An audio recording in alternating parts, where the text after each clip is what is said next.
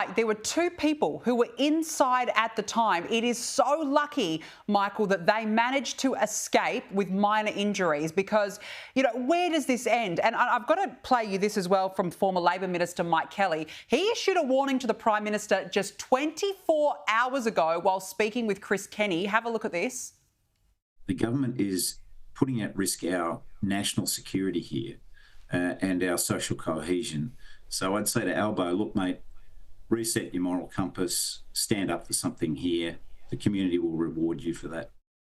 And Michael, this was only 24 hours ago, just before this attack occurred. Is he right? Does the Prime Minister need to reset his moral compass, or is it too far gone now? Well, as the great columnist and editor Paul Kelly says, Albo's all tactics and no strategy.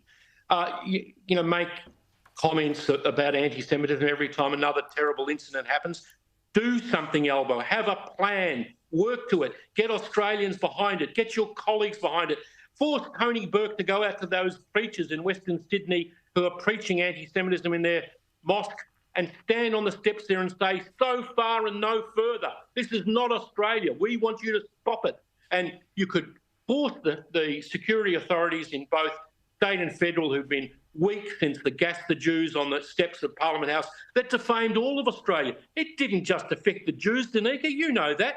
People, this is the lead story about Australia all over the world in these kinds of incidents. And it really does make Australia look terrible. We're not a country like that. And the people who are upset about this are not just the small Australian Jewish community, but all tolerant Australians who love our multicultural Australia that is big and generous and tolerant. This is not good enough. We want the security authorities to draw a line in the sand and arrest and disrupt these activities. I mean, these two who did this, clad in balaclavas, going into a synagogue where there are people studying and spreading accelerant around and burning it, they have to be full-bore fanatics. What are they going to do next? Maybe they'll burn down Albo's office. Maybe they'll kill someone.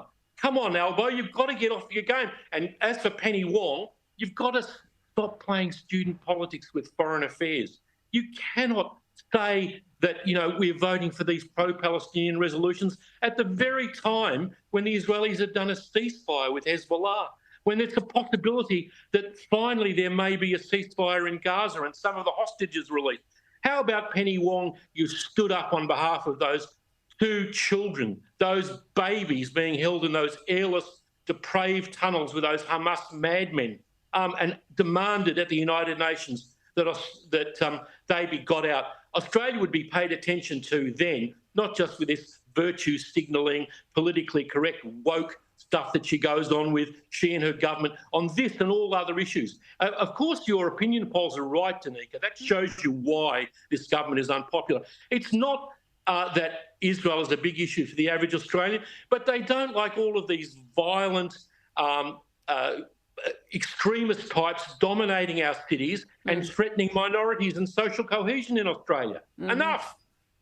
You know, Michael Danby, you've put it perfectly, and your anger is justified, and I'm sure felt by so many within the Jewish community this evening. And we also saw it at that press conference today when a man said to Jacinta Allen, he said, have you lost control? So, look, it is gone beyond the point now. Michael Danby, really good to have you on. Thank you so much for joining us on the show.